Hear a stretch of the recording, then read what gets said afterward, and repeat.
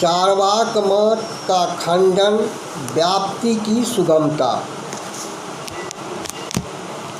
अत्र बौद्धैर्भिधीयते यदव्यधायी अविनाभावो दुर्बोध इति तद साधीयः तादात्म तदुत्पत्तिभ्याम विनाभावस्य सुज्ञानत्वात् तदुक्तम्। कार्यकारण भावाद वा स्वभावाद वा नियामकात् अविनाभाव नियमो अदर्शनान् न दर्शनात्। इस व्याप्ति के विषय में बौद्ध लोग कहते हैं, चार्वाकों ने जो यह कहा है कि अविनाभाव अर्थात व्याप्ति का ज्ञान नहीं हो सकता, वह ठीक सिद्ध तर्क संपत्त नहीं। व्याप्ति का ज्ञान तो तादात्म्य, दो वस्तुओं की एक रूपता तथा तदुत्पत्ति कार्य कारण का संबंध से आसानी से हो सकता है। यही कहा भी है, कार्य कारण के संबंध से अथवा नियम रखने वाले साध्य साधन का अव्यभिचार साक्षात संबंध सिद्ध करने वाले स्वभाव के द्वारा अविनाभाव व्याप्ति का निर्णय होता है। अदर्शन व्यतिरेक, एक के न होने पर दूसरे का न होना, या दर्शन अन्वय, एक के होने पर दूसरे का होना से नहीं। प्रमाण वार्तिक में व्याप्ति चिंता परिच्छेद में या न्याय बिंदु में भी यह श्लोक मिलता है। दोनों ग्रंथ धर्म कीर्ति के हैं।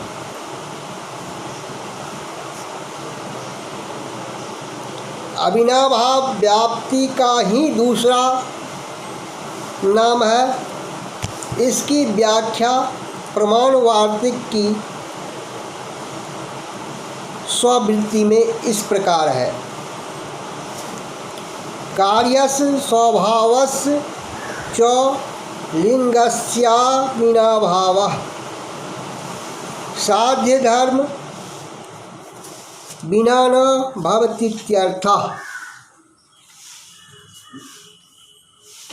अर्थात अविनाभाव कार्य तदुत्पत्ति और स्वभाव तादात्म्य रूपी लिंग का साध्य के बिना न देखा जाना।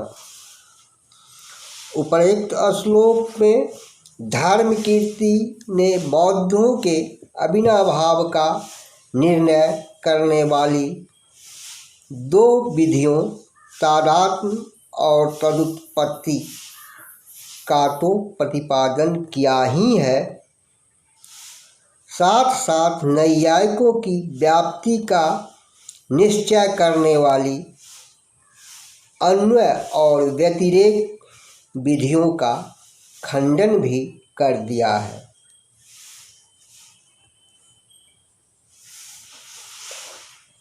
जो वस्तु किसी दूसरी वस्तु की आत्मरूप ही है, वह उसके बिना कैसे हो सकती है। इसलिए है तादात्म्य अर्थात नियामक स्वभाव को अविनाभाव का कारण बतलाया गया है। जैसे शिष्पा और वृक्ष में तादात्म्य है। शिष्पा वृक्षत्व से पृथक नहीं जा सकता। कार्य तो कारण के अधीन रहता है, कारण के बिना वह संभव नहीं। अतः इससे भी दोनों विधियों से अविनाभाव का निश्चय होता है। इसे आगे स्पष्ट किया गया है।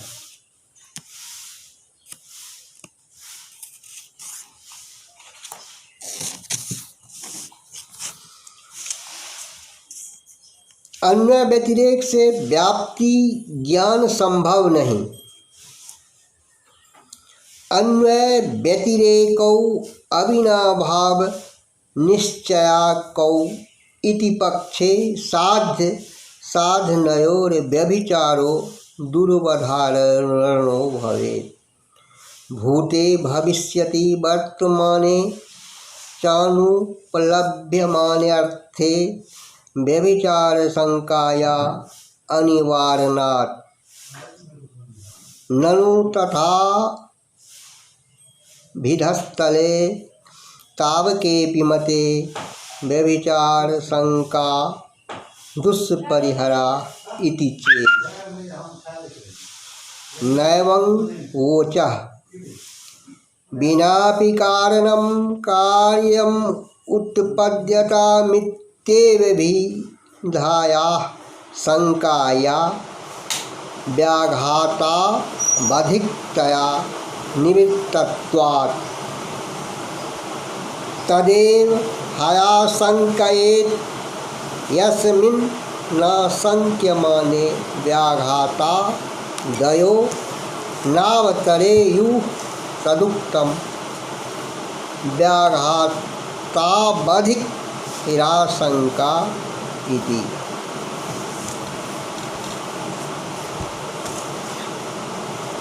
अन्वय और व्यतिरेक की विधियां अविनाभाव व्याप्ति का निश्चय करती है। यदि नैयायिकों के इस पक्ष को स्वीकार करें तो साध्य और साधन हेतु लिंग में कभी भी व्यभिचार पार्थक्य नहीं होगा। यह जानना बड़ा कठिन हो जाएगा। इसका कारण यह है कि यद्यपि सन्निहित वर्तमान काल में हम साध्य साधन का संबंध स्थिर कर सकते हैं, किंतु भूतकाल, भविष्यकाल या अनुपस्थित अर्थ वस्तु वाले वर्तमान काल में व्यभिचार की शंका हटाई नहीं जा सकती। सामने आए हुए वर्तमान काल में व्यभिचार नहीं हो सकता, किंतु दूर के काल में साध्य साधन का संबंध नहीं भी रह सकता है।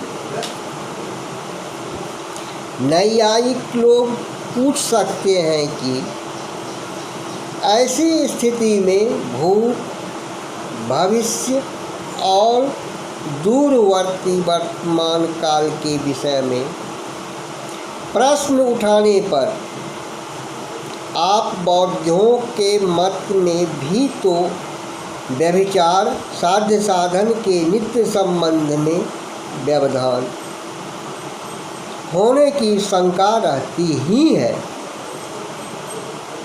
उसे बचाना बड़ा कठिन है।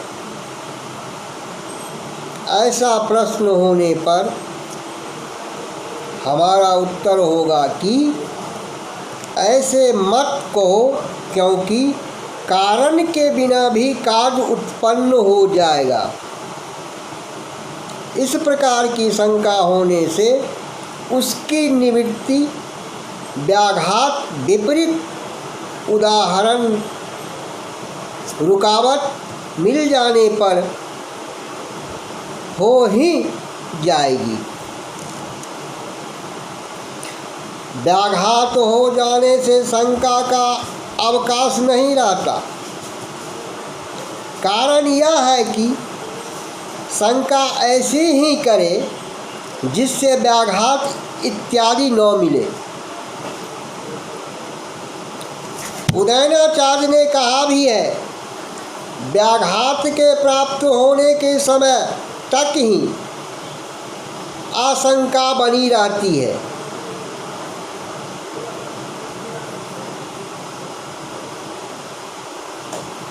किसी अनुमान में व्याप्ति की आवश्यकता होती है जब तक साध्य और साधन में अस्थायी संबंध न दिखलाया जाए। अनुमान हो ही नहीं सकता। पक्ष पर्वत में साध्य अग्नि को सिद्ध करने के लिए साध्य अग्नि और साधन या हेतु धूम में व्याप्ति दिखलाई पड़ती है।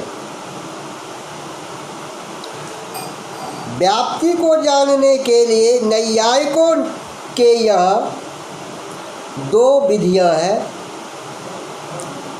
पहला अन्वय और दूसरा व्यतिरेक। उदाहरणतः अन्वय विधि, जहाँ जहाँ जैसे रसोई घर, कारखाना, चूल्हा आदि में धूम है, वहाँ वहाँ अग्नि है। इस तरह विशिष्ट उदाहरणों में धूम देखकर अग्नि की सत्ता जानकर दोनों के व्याप्ति संबंध की अन्वय विधि से जानते हैं। व्यतिरेक विधि, जहाँ जहाँ अग्नि नहीं है, जैसे झील, मैदान, नदी, बगीचा आदि में, जहाँ वहाँ वहाँ धूम नहीं है, अतः एक के अभाव वाले उदाहरणों में दूसरे का भी अभाव देखकर दोनों का कार्य कारण संबंध जान लेना व्यतिरेक विधि है। पाश्चात्य तर्कशास्त्र आगमन में कार्य कारण संबंध स्थापित करने के 5 नियम हैं।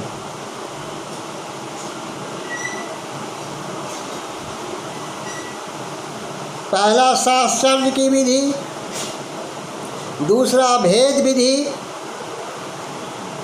तीसरा साहचर्य और भेद की संयुक्त विधि, चौथा सहचारी विकार विधि और 5वां अवशेष विधि। इनकी जानकारी के लिए किसी तर्कशास्त्र की पुस्तक को देखा जाए।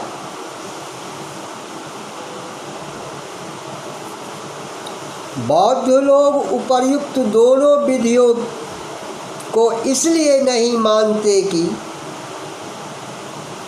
इनसे समीपवर्ती वर्तमान काल में देखे गए उदाहरणों का पता भले लग सके, किंतु कालांतर और देशांतर में विद्यमान पदार्थों की व्याप्ति तो नहीं हो सकती। कभी न कभी धूम और अग्नि में व्यभिचार पार्थक्य हो ही जाएगा। ऐसी संभावना है सहचार साध्य साधन का नियत संबंध व्यभिचार दोनों का अलग हो जाना। इस प्रकार डेविड ह्यूम के संशयवाद में प्रवेश किया जा सकता है। इससे बौद्ध लोगों ने तादात्म्य और तदुत्पत्ति को ही व्याप्ति का साधन माना है। इससे भी निस्तार नहीं है। जो आक्षेप बौद्ध लोग नैयायिकों पर लगाते हैं, वही आक्षेप बौद्धों पर भी लग सकता है। तदुत्पत्ति और तादात्म्य के द्वारा व्याप्ति जानने में भी साध्य साधन के संबंध विच्छेद की संभावना है।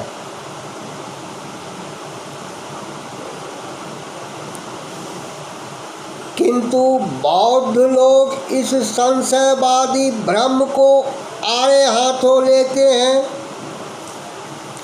तर्क और व्याघात का आश्रय लेकर शंकाओं को दूर किया जा सकता। तर्क का अभिप्राय है विरोधी वाक्य को असिद्ध या सिद्ध करना। जैसे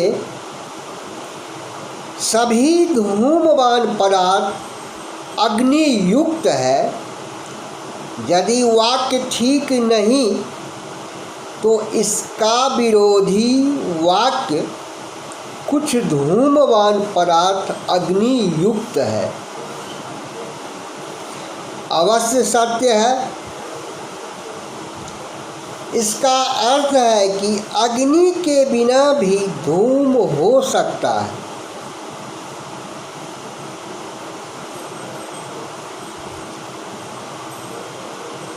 बिनापि कारणम कार्यम उत्पद्यताम, लेकिन सामान्य कार्य कारण सिद्धांत से उपर्युक्त तथ्य खंडित हो जाएगा। अर्थ यह होगा कि बिना कारण के भी कार्य होने लग जाएगा। स्मरणीय है कि धूम का एकमात्र कारण अग्नि ही है। यदि कोई हठपूर्वक यह कहना शुरू कर दे कि कारण के बिना कार्य होता है, तो यह व्यावहारिक असंगति हो जाएगी। यदि कार्य कारण के बिना होता ही है, तो रसोई बनाने के लिए आग की क्या आवश्यकता। इस प्रकार व्याघात होने तक ही शंका रहती है। अपनी क्रिया के व्याघात से व्यभिचार की शंका नहीं उठती। इस विधि को पाश्चात्य तर्कशास्त्र में व्यावहारिक असंगति दिखाना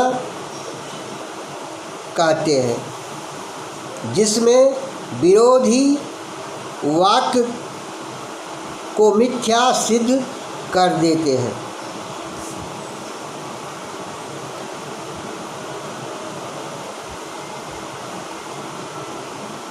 शंका चेदनुमास्त्येव न चेत्शंका ततस्तराम व्याघाता बधिरा शंका तर्कः शंका बधिर्मतः। यह अनुमान को सिद्ध करने वाली कारिका है, जिसमें अनुमान से व्यभिचार की शंका का संबंध बतलाया गया है। शंका हो या नहीं, अनुमान दोनों स्थितियों में है। यदि शंका देशांतर या कालांतर में साध्य साधन के बीच उपाधि या व्यभिचार होने की आशंका रहे तो भी अनुमान सिद्ध होता है, क्योंकि अनुमान प्रमाण से ही उपाधि या व्यभिचार का ज्ञान होता है।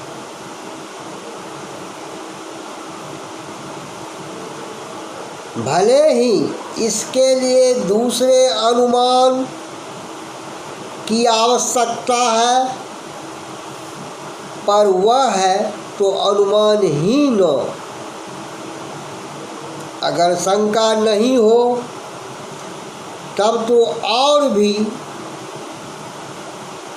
आनंद, क्योंकि अब तो शंका दूर करने की भी जरूरत नहीं है। शंका की अवधि तर्क को ही माना गया है। तर्क शंका का निवर्तक है, इसे हम ऊपर देख चुके हैं। लेकिन तर्क में भी व्याप्ति की आवश्यकता पड़ेगी और फिर दूसरा तर्क खोजना पड़ेगा, जिससे अनवस्था दोष उत्पन्न हो जाएगा। इसलिए व्याघात व्यावहारिक और संगति का आश्रय लेना पड़ेगा। तर्कमूल व्याप्ति में जब अपनी क्रिया का व्याघात या असंगति आवेगी, तब व्यभिचार शंका समाप्त हो जाएगी। पुनः दूसरे तर्क की आवश्यकता नहीं। इसलिए शंका की अवधि व्याघात है। शंका तभी तक है जब तक व्याघात नहीं मिलता।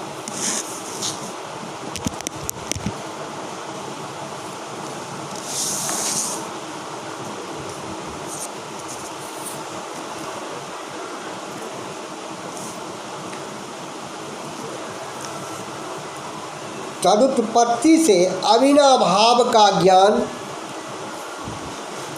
पंचकारणी।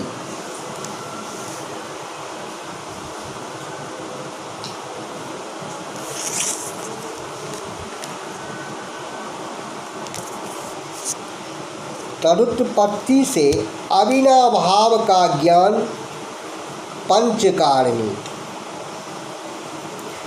तस्मात् तदुत्पत्ति निश्चयेन अविनाभावो निश्चीयते। तदुत्पत्ति निश्चयश्च कार्यहेतुः प्रत्यक्षोपलम्भानुपलम्भपञ्चक निबन्धनः।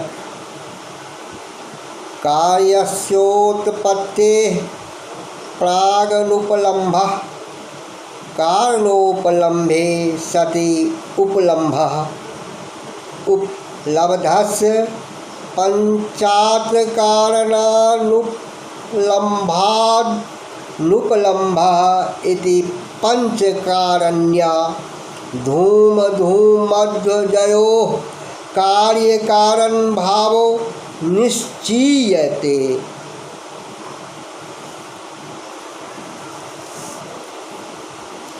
इसलिए तदुत्पत्ति कार्य कारण संबंध के नियम के द्वारा अविनाभाव व्याप्ति का निश्चय होता है। तदुत्पत्ति का निश्चय कार्य और हेतु